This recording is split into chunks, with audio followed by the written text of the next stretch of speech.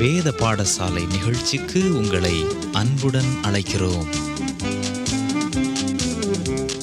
வேதம் அறிய வேதம் என் தேவன் தந்தது.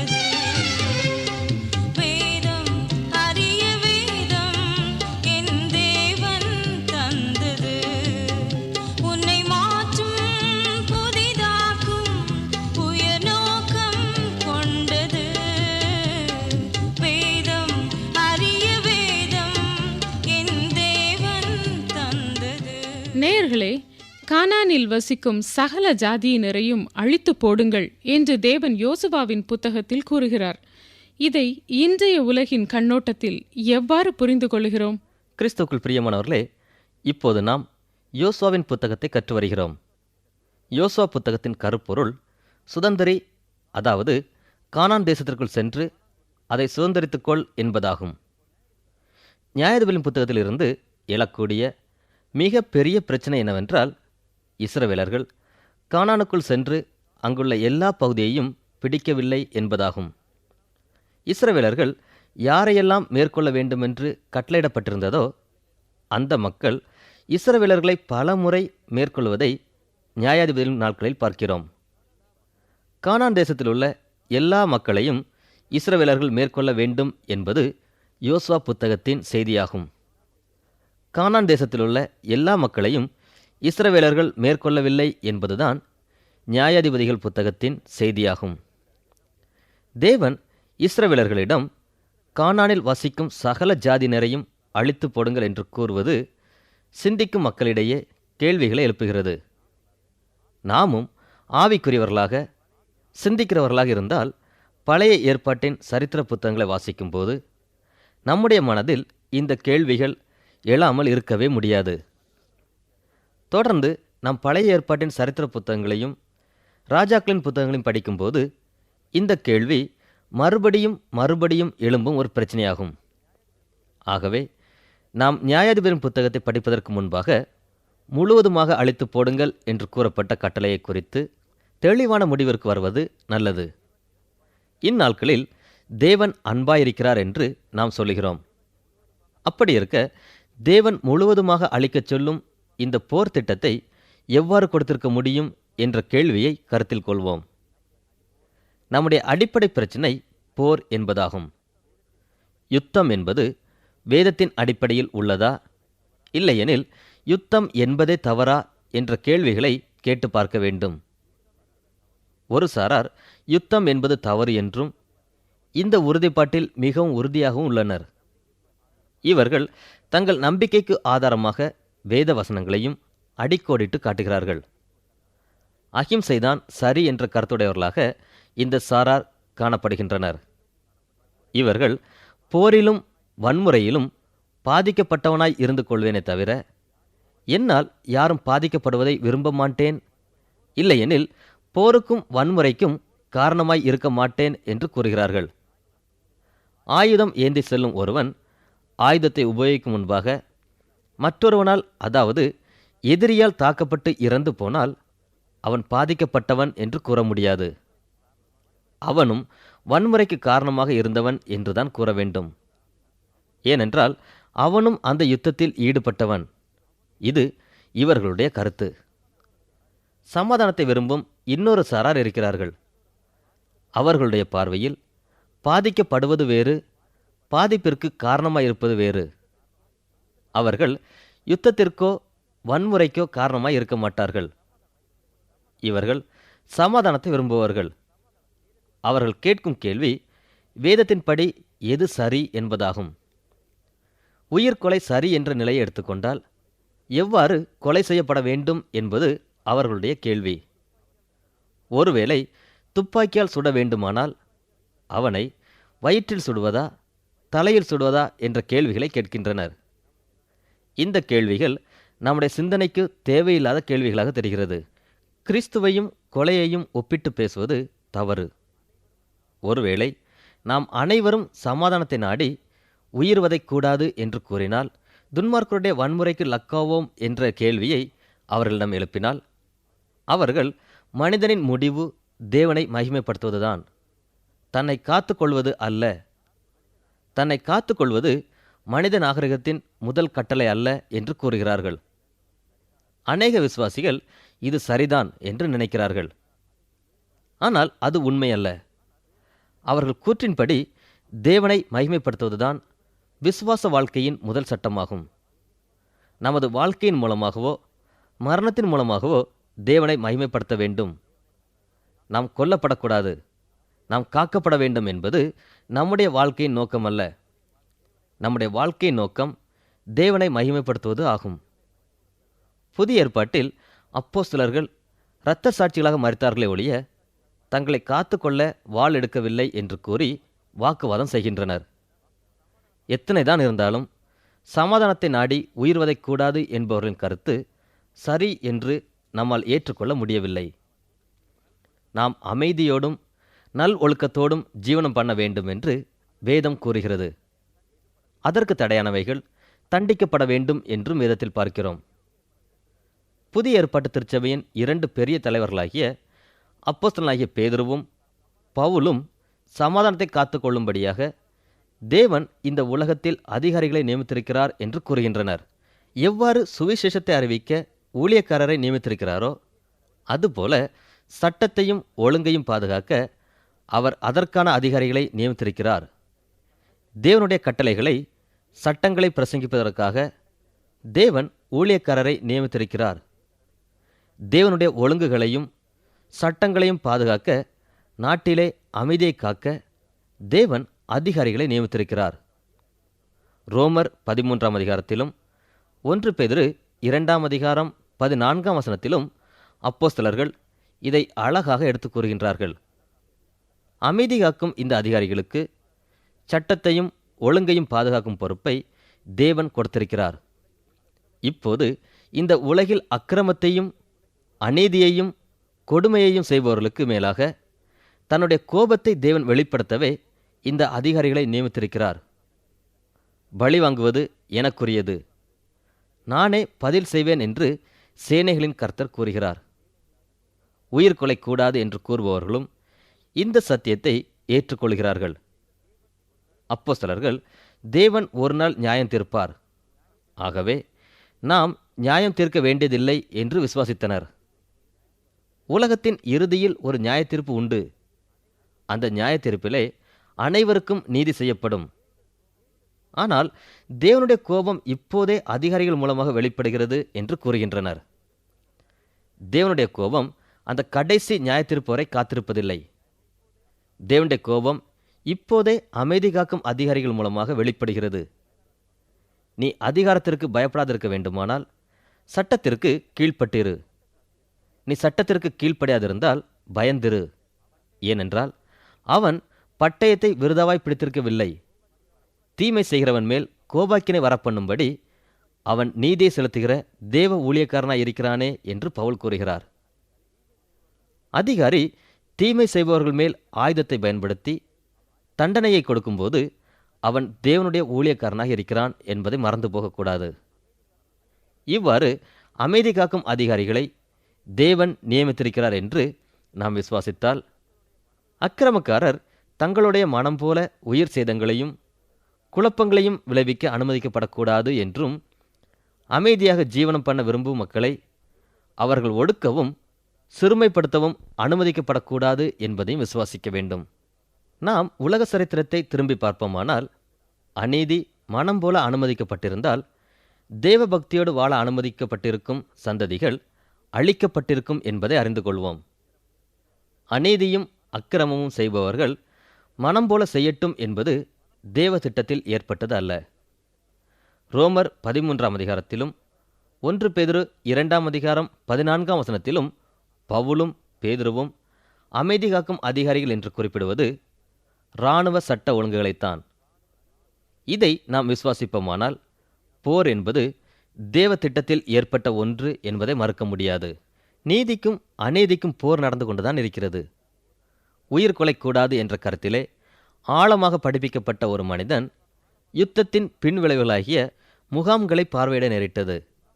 அவர் முகாம்களை பார்வையிட்ட பின்பு மனித தன்மை இல்லாமல் மனிதர்களுக்கு தீமை விளைவிக்கும் தீய சக்திகள் தேசத்தின் புற்றுநோய்களாக இருக்கிறார்கள். அவர்கள் அழிக்கப்பட வேண்டும் என்ற முடிவிற்கு வந்தார். அதைத்தான் தேவனும் செய்ய விரும்புகிறார். அநீதி தலைவிரித்தாடுவதை அவர் ஒருபோதும் விரும்புவதில்லை. அப்படிப்பட்டவர்கள் மேலுள்ள தன்னுடைய கோபத்தை தேவன் வெளிக்காட்ட அமைதி காக்கும் அதிகாரிகளையும் சட்டத்தையும் ஒழுங்கையும் பராமரிக்கும் இராணுவ சேனைகளையும் தண்டனையை நிறைவேற்றும் அதிகாரம் கொடுத்து சட்டபூர்வமாக நியமிக்கிறார். இதன் அடிப்படையிலே யுத்தம் நாம் விசுவாசிக்க முடிகிறதாகும். தீய மக்கள் மீது தேவ கோபத்தை வெளிக்காட்ட சட்ட ஒழுங்குகளை காக்கும் அதிகாரிகளை தேவன் நியமித்திருக்கிறார். ஒரு முறை ஒரு மனிதர் ஒரு பெரிய யுத்தத்திலே கலந்து கொண்டார். 20 வருடங்களுக்கு பின்பு அவருடைய மகன் யுத்தம் செய்ய புறப்பட்டார். தகப்பனார் யுத்தம் செய்த அதே இடத்தில் தகப்பனார் யுத்தம் செய்த அதே மக்களுடன் இவரும் யுத்தம் செய்ய வேண்டியதிருந்தது. அந்த யுத்தத்தில் கலந்து கொண்ட வீரர்களுடைய மனது கொடிதாக புண்பட்டிருந்தது. வருடங்கள் ஆகியும் அந்த மனக்காயங்கள் ஆறவில்லை. ஏனென்றால் அங்கு சட்டங்களும் ஒழுக்கங்களும் உடைத்தெறியப்பட்டது. பச்சிளம் சிறுவர்களின் கையிலும் கூட வெடிகுண்டை கொடுத்து அநேகர் அழிக்கப்பட்டார்கள். 58,000 மக்களுக்கும் அதிகமாக மடிந்து போனார்கள். ஆயிரக்கணக்கான மக்கள் கைகளும் கால்களும் இழந்து பரிதாபமான நிலையிலே கிடந்தார்கள். யுத்தம் என்பது பயங்கரமானது. அதனுடைய விளைவுகள் கொடுமையானது. அந்த குறிப்பிட்ட யுத்தம் மிகவும் மோசமாக காணப்பட்டதன் நோக்கம் வெற்றி பெற வேண்டும் என்ற நோக்கத்தோடு அந்த யுத்தம் செய்யப்படவில்லை. யுத்தத்தை முடிவுக்கு கொண்டு வர வேண்டும் என்ற நோக்கமும் காணப்படவில்லை. வெற்றி பெற வேண்டும், முடிவுக்கு கொண்டு வர வேண்டும் என்ற நோக்கங்கள் இல்லாமல் செய்யப்பட்ட அந்த யுத்தம் மிகவும் மனசோர்வை உண்டாக்கிற்று. அத்தனை பேர் அழிந்ததற்கும் நோக்கமில்லாமல் செய்யப்பட்ட யுத்தம்தான் காரணம். இந்த யுத்தத்தில் ஈடுபட்ட ஒரு அதிகாரி நியாயமாக கூற வேண்டுமானால் யுத்தமானது துரிதமாக தீர்மானத்துடன் வெற்றியாகிய முடிவுக்கு வந்து சேர வேண்டும் என்று கூறினார். இவைகளின் அடிப்படையில் சிந்திக்கும்போது நோக்கமில்லாத யுத்தங்கள் பெரிய அழிவையும் சமாதானம் இன்மையும் பெருக பண்ணும் என்பதில் சந்தேகமே இல்லை.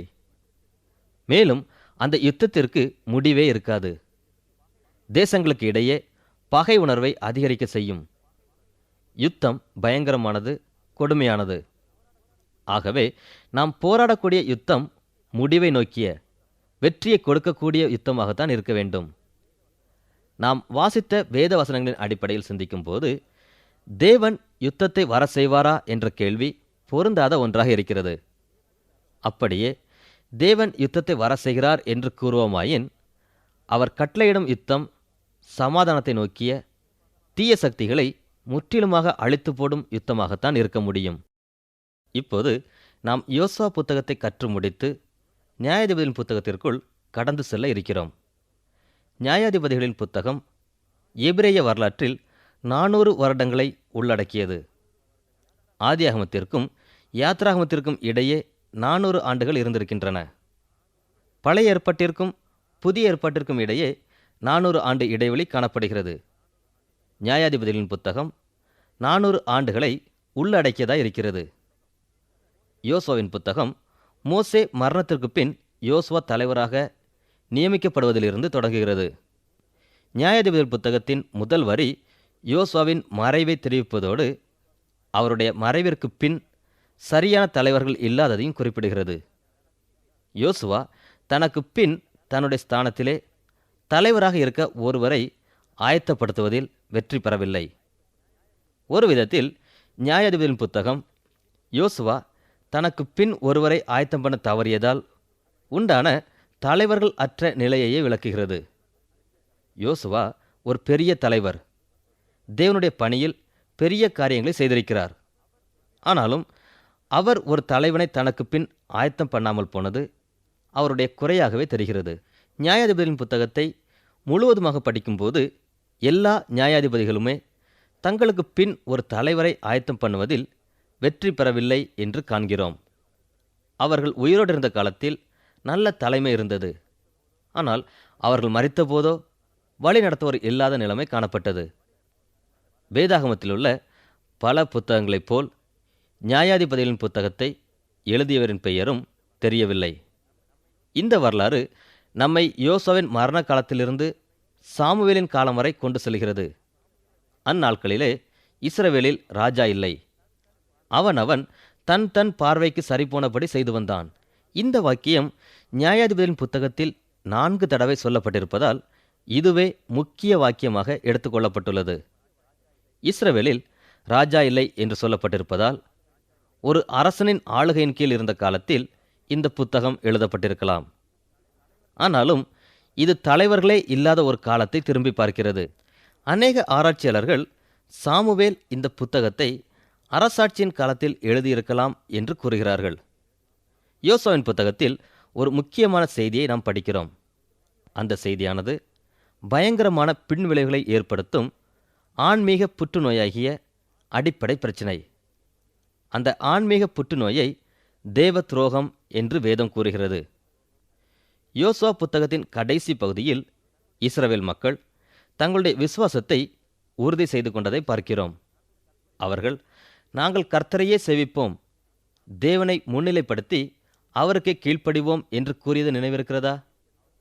யோசுவா அவர்களை பார்த்து, நீங்கள் யாரை சேவிப்பீர்கள்? நானும் என் வீட்டாருமோவென்றால் கர்த்தரையே சேவிப்போம் என்று கூறினார். அப்போது அவர்கள், நாங்களும் கர்த்தரை சேவிப்போம் என்று பதில் கூறினார்கள். யோசுவாவின் நாட்களில் இஸ்ரவேலர்கள் எடுத்த தீர்மானத்திலிருந்து விலகி வேறுபட்ட நிலையை தங்களுக்கு தெரிந்து கொண்டதை தான் தேவ துரோகம் என்று அழைக்கிறோம். அவர்கள் 7 முறை தேவ துரோகம் பண்ணியிருக்கிறார்கள் என்று நியாயாதிபதியின் புத்தகம் கூறுகிறது. 7 முறை சம்பவித்த சரித்திர நிகழ்ச்சியை நாம் இவ்வாறு உருவப்படுத்தி பார்ப்போம். கால சக்கரமாக ஒரு கடிகாரம் இருக்கிறது என்று வைத்துக்கொள்வோம். அந்த கால சக்கரத்திலே அவர்கள் தேவனுக்கு முதலிடம் கொடுப்பதை 12 மணி என்று நாம் வைத்துக்கொள்வோம். அப்போது அவர்கள் தேவனோடு சரியான உறவு கொண்டிருக்கிறார்கள், தேவனை சேவிக்கிறார்கள். ஆனால் 1 மணி ஆகும்போது அவர்கள் தேவ துரோகம் செய்ய ஆரம்பிக்கிறார்கள்.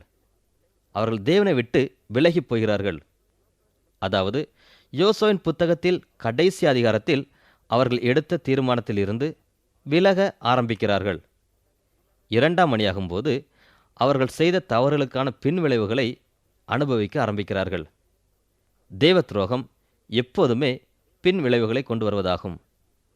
அவர்களுடைய வாழ்க்கையில் ஒழுக்கக்கேடுகள் வர ஆரம்பிக்கிறது. 3 மணியாகும்போது அவர்களுடைய சமுதாய வாழ்க்கையிலும் முறைகேடுகள் உட்புகுந்தது. 4 மணியாகும்போது தேவன் எதிரிகளை எழும்ப பண்ணினார். அவர்கள் கானானியராகவோ மீதியானியராகவோ மோவாபியராகவோ அல்லது பெலிஸ்தியராகவோ இருக்கலாம். எப்படியாவது இஸ்ரவேலர்களை தம்மிடமாக சேர்த்து கொள்ள தேவன் விரும்பியும் அவர்கள் விலகி சென்றனர். ஆகவே தேவன் எதிரிகளை எழுப்பினார். 5 மணி வேளையிலே அவர்கள் இஸ்ரவேலரோடு போரிட்டு அவர்களை பிடித்தனர். 6 மணி வேளையிலே இஸ்ரவேலர்கள் அடிமைப்பட்டு போயினர். இந்த அடிமைத்தனம் 7 வருடங்கள், 8 வருடங்கள், இன்னும் சில நேரங்களில் 40 வருடங்கள் வரை நீடித்தது. இந்த அடிமைத்தனத்தின் உபத்திரவத்தின் நிமித்தம் அவர்கள் தேவனிடத்தில் திரும்ப ஆரம்பித்தனர். பின்பு 7 மணி வேளையான போது அவர்கள் தேவனை நோக்கி முறையிட்டார்கள். 8 மணி வேளையான போது தங்களுடைய பாவங்களிலிருந்து மனம் திரும்ப ஆரம்பிக்கிறார்கள். 9 மணி வேளையில் அவர்களுடைய வாழ்க்கையில் ஆவிக்குரிய எழுப்புதல் இடம்பெறுகிறது. ஜெபத்தோடும் மனம் திரும்புதலோடும் அவர்கள் எழுப்புதலுக்குள் பிரவேசிக்கும் போது தேவன் அவர்களுக்காக 10 மணி வேளையில் ஒரு நியாயாதிபதியை எழும்ப பண்ணினார். இந்த நியாயாதிபதிகள் அவர்களை விடுவித்தார்கள். அவர்கள் இரட்சகர் என்றும் அழைக்கப்பட்டனர். 11 மணி வேளையிலே மோசே எகிப்திலிருந்து இவர்களை விடுவித்தது போல இவர்கள் அடிமைத்தனத்திலிருந்து நியாயாதிபதிகள் இவர்களை விடுவித்தனர். மீண்டும் 12 மணி வேளையாகும் போது அவர்கள் தேவனோடு சீர்பொருந்திய சரியான வாழ்க்கைக்கு வருகிறார்கள். அவர்கள் தேவனை சேவித்து தேவனுக்கு தங்கள் வாழ்க்கையில் முதலிடம் கொடுத்தனர். அப்போது சமாதானமான வாழ்க்கையை நாம் பார்க்கிறோம். இந்த சமாதானம் வித்தியாசமான கால அளவில் நீடித்திருப்பதை ஒவ்வொரு முறையும் காண்கிறோம். இந்த நாட்களிலே நியாயாதிபதிகள் அவர்களை தேவனிடத்தில் கொண்டு வரும் கருவிகளாக செயல்பட்டு அவர்களுடைய வாழ்க்கையில் எழுப்புதலை கொண்டு வருவதை நாம் பார்க்கிறோம்.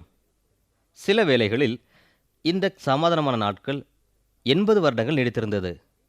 ஆனால் மீண்டுமாக இந்த புற்றுநோய் அவர்களில் வளர்வதையும் அவர்கள் ஆன்மீக வாழ்க்கையில் தேவ துரோகம் மீண்டும் வருவதையும் நாம் காண்கிறோம்.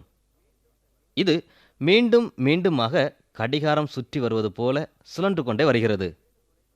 இவ்வாறு 7 முறை அவர்கள் தேவ துரோகம் செய்ததையும் தேவன் நியாயாதிபதிகளை எழுப்பினதையும் நியாயாதிபதியின் புத்தகம் கூறுகிறது. பிரியமானவர்களே, நியாயாதிபதியின் புத்தகம் கூறும் அடிப்படை செய்தியிலிருந்து நாம் 2 காரியங்களை கற்றுக்கொள்கிறோம். முதலாவது, நம்முடைய தனிப்பட்ட வாழ்க்கைக்கு பயன்படும் செய்தி என்ன என்று பார்ப்போம். நாம் பாவத்தின் அடிமைத்தனத்திலிருந்து ரட்சிக்கப்பட்டோம். பின் வனாந்தரமான வாழ்க்கையில் அலைந்து திரிந்து விசுவாசத்துடன் ஆன்மீக கானானுக்குள் பிரவேசித்தோம். இப்போது ஆவிக்குரிய சகல ஆசீர்வாதங்களையும் தேவனிடமிருந்து பெற்றுக்கொண்டு வாழ்கிறோம். நம்மால் மீண்டும் விழ முடியுமா? நாம் தேவனை விட்டு விலகி வாழ முடியுமா? தேவனுக்கு விரோதமான துரோகம் நம்மால் செய்ய முடியுமா? நியாயாதிபதியின் புத்தகம் ஆம், முடியும் என்று கூறுகிறது. தன்னை நிற்கிறவன் என்று எண்ணுகிறவன் விழாதபடிக்கு எச்சரிக்கையாய் இருக்க கடவன் என்று பவுல் அப்போஸ்தலன் கூறியது போல உபாகம புத்தகமும் நாம் கவனமாக இருக்க வேண்டும் என்று ஏற்கனவே நம்மை எச்சரித்திருக்கிறது. நியாயாதிபதியின் புத்தகமும் நீ விழுந்து போகாதபடி எச்சரிக்கையாயிரு, நீ பின்வாங்கி போகாதபடி எச்சரிக்கையாயிரு என்று கூறுகிறது. ஏனென்றால் ஒரு முறை ஆன்மீக கானானுக்குள் பிரவேசித்து வெற்றி பெற்ற நீ விழ முடியாது என்று எண்ணிவிடாதே. நியாயாதிபதியின் புத்தகம் இஸ்ரவேல் மக்கள் முழுவதுமாக மீண்டும் மீண்டும் விழுந்து போனார்கள் என்று கூறுகிறது. நம்முடைய தனிப்பட்ட வாழ்க்கையில் இதுபோல தேவ துரோகம் செய்யும் வட்டத்தில் மீண்டும் மீண்டும் சுற்றி வர வாய்ப்பு இருக்கிறது என்பதை மறந்து போகக்கூடாது. நாம் தேவனை முதலாவதாக வைத்திருக்க தீர்மானித்திருக்கிறோம். ஆனால் நம்முடைய தீர்மானங்களில் இருந்து பின்வாங்கி போகும் நேரங்கள் உண்டு. அதோடு கூட அதன் பின் விளைவுகளையும் நான் நம்முடைய வாழ்க்கையில் அனுபவிப்போம். இரண்டாவது, சமுதாயத்தை குறித்த செய்தியையும் பார்க்கிறோம். இஸ்ரவேல் தேசம் முழுவதும் இந்த வட்டத்தில் மீண்டும் மீண்டும் சுழல்வதை நியாயாதிபதியின் புத்தகத்தில் நாம் பார்க்கிறோம். இப்படி நடப்பது உண்மையும் சாத்தியமும் ஆகும். தேசம் தேவனை விட்டு பின்வாங்கும்போது, தேவனுக்கு முதலிடம் கொடுக்காமல் தவறும்போது இதுபோன்ற தேவ துரோகங்கள் நேரிடுவதையும் அதனால் தேசம் பாதிக்கப்படுவதையும் சரித்திரத்தில் காண்கிறோம். தேவனுக்கென்று வைராக்கியமாய் நின்ற தேசங்கள் பின் நாட்களில் வீழ்ச்சியை கண்டன. ஆதலால் நியாயாதிபதிகளின் புத்தகம் சமுதாயம் முழுவதுமே தேவனுக்கு முதலிடம் கொடுக்க வேண்டும் என்று வலியுறுத்துகிறது. இயேசு எருசலேமுக்கு பாவனையாக வந்த குருத்தோலை ஞாயிறன்று மூப்பர்களிடம் ஒரு உவமையை கூறினார். தேவனுடைய ராஜ்யத்துக்குரிய கனியை நீங்கள் கொடாவிட்டால் தேவன் இந்த ராஜ்யத்தை உங்களிடத்திலிருந்து பறித்து தமக்கு சித்தமானவுக்கு கொடுப்பார் என்று கூறினார். தேவனுக்கு முன்பாக எடுத்த தீர்மானத்தில் நாம் மிகவும் ஜாக்கிரதையாக இருக்க வேண்டும். ஏனென்றால் இந்த கல்லின் மேல் விழுகிறவன் எவனும் நொறுங்கி போவான். ஒருவன் மேல் அந்த கல் விழுந்தால் அவன் நசுங்கி அழிந்திடுவான். அநேகருடைய வாழ்க்கை 4ஆம் மணி வேளையைப் போல தேவனை விட்டு தூரமாக போன வாழ்க்கை காணப்படுகிறது. நல்ல நடத்தைகள் குறைகிறது. வாழ்க்கையில் உண்மை குறைகிறது.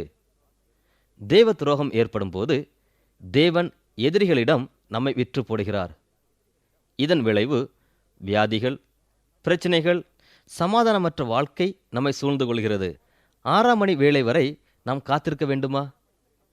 பிரச்சனைகளுக்கு முற்றிலுமாக அடிமையாகும் வரை காத்திருக்க வேண்டுமா? இப்போதே நாம் தேவனை தேடி மனம் திரும்பக்கூடாதா? எழுப்புதலுக்காக ஒப்பு கொடுக்கக்கூடாதா? முற்றிலுமாக நாம் பாவத்திற்கு அடிமையாகும் வரை காத்திருக்க வேண்டிய அவசியமில்லை. பிசாசானவன் நம்மை நெருக்கி போடும் வரை காத்திருக்க வேண்டிய அவசியமில்லை. இப்போதே நாம் நம்மை தேவனுக்கு ஒப்பு கொடுப்போம். மீண்டும் அவரை தேடுவோம். நாம் தேவனுக்கு முதலிடம் கொடுக்கும்போது தேவன் நம்மை ஆசீர்வதிப்பார்.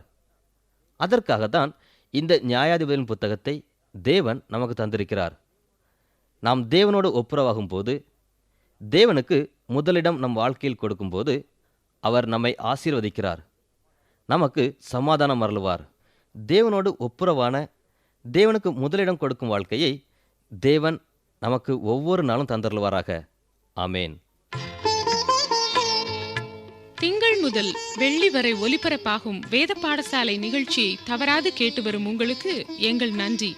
இந்த நிகழ்ச்சியை குறித்த உங்கள் கருத்துக்களை எங்களுக்கு எழுதி தெரியப்படுத்துங்கள். எங்கள் முகவரி வேத பாடசாலை, விஸ்வவாணி, தபால் பெட்டி எண் 34, திருநெல்வேலி 2, தமிழ்நாடு.